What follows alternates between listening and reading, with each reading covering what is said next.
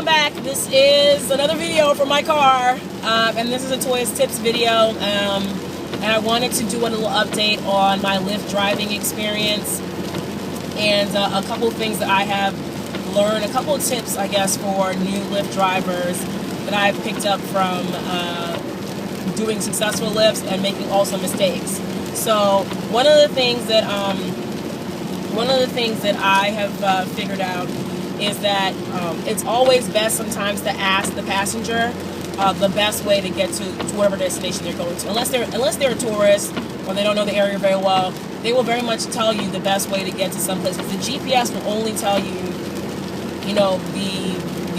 the exact location and what they think is the best way. And I've also found that Apple Maps is subtastic when it comes to being able to give you detours that don't include the highway. So if you want to get somewhere without having to use the highway, sometimes not using the highway is the easiest way to get someplace, but yet it will try always to put you on the highway. So it's best to ask the passenger to give you the best routes to get where you're going. I mean, you still have to put the information into your the GPS location for Lyft so they can know where you are and be able to charge for your ride.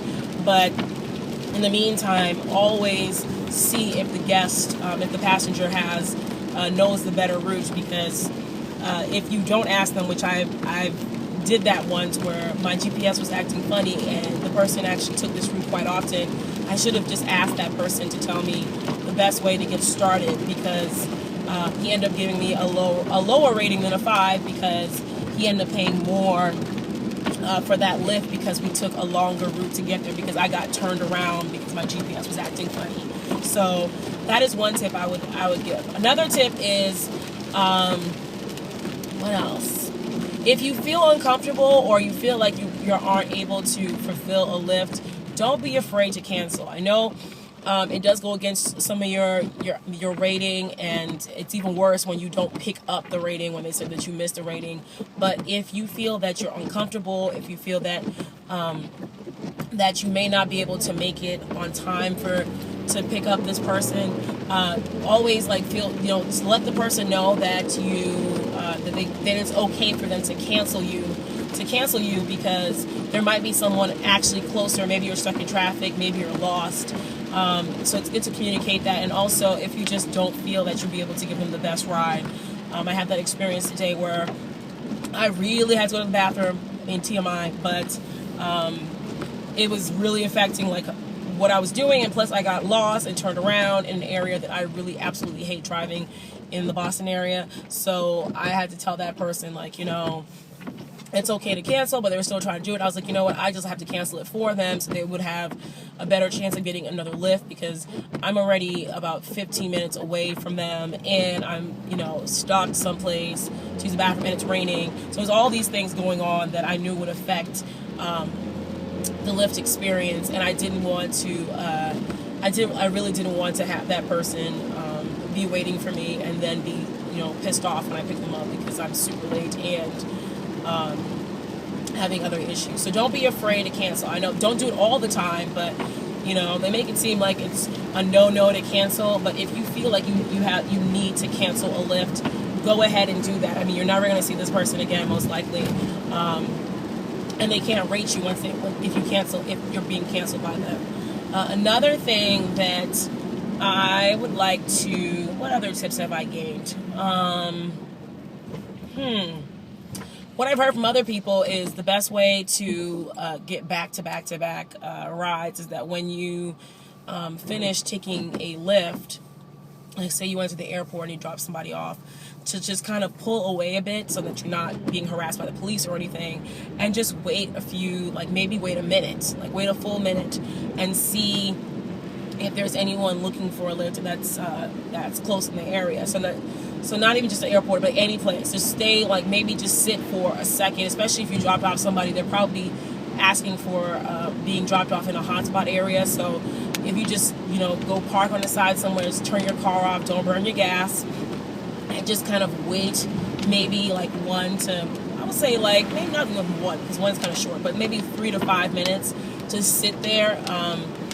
it's a lot better on you for gas wise, and you're more likely to get like a hit because you're not driving further away from that area. So I've learned that. I actually have to announce that I made my first $100 day on Monday, which was awesome. It was so awesome to hit a $100 day, mainly because I had hit 2 primetime areas, and one of them was a 50% area. So they gave me 50% of my commission. So it was a $20 ride, and I got a $10 tip because I got 50% of the ride. So it was like awesome.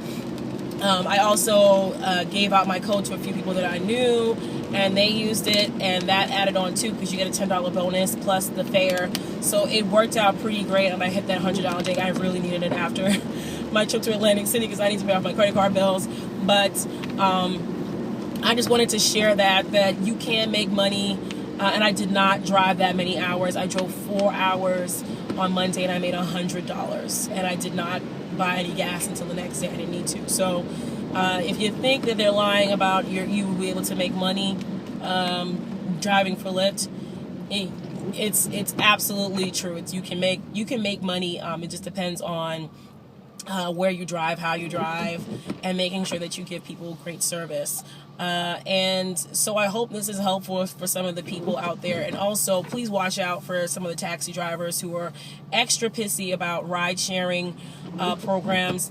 I had I've gotten, not in person, but some dirty comments from people who are obviously taxi drivers on this page because of my videos. And what I have to say to them is, welcome to the 21st century. Everything is moving. None of these jobs that you think are secure. It's absolutely legal what we're doing. It's nothing different than giving a friend a ride and them giving you money for gas. That's pretty much what it is. And if you feel so salty about Lyft drivers, Uber drivers, sidecar drivers, how about you go and join them? Because you're already certified, so you might as well go ahead and get yourself a side job with one of these ride-sharing companies instead of hating on them and causing problems for people who are just trying to make an extra dollar and are doing something that is perfectly legal. So, I mean, it's already been, all your lawsuits that you're trying to bring against Lyft and Uber and Sidecar have not worked. And so that's all I'm saying to you. Welcome to the 21st century. Everything is moving in this kind of economy of trust where people are doing things directly for other people and being paid for it. And just because you feel like it's hitting your pockets, it's not like people aren't still taking taxis. People are still taking taxis. So no one's taking any money out of your mouth. There's tons of taxis out there, so you must have issues with other taxi drivers too if you want to come after Lyft and Sidecar and Uber drivers, because it doesn't make any sense. Yes, I'm ranting, but I really wish somebody would, one of you taxi drivers, come and talk to me in my face, and I will give you a very educated explanation on where our economy is going and how several jobs are not secure. And if you're going to complain about something instead of just joining the movement, you're going to find yourself unemployed. So that's all I have to say about that. And for my new Lyft drivers out there, good luck, be safe, and make some money, and smile. Bye.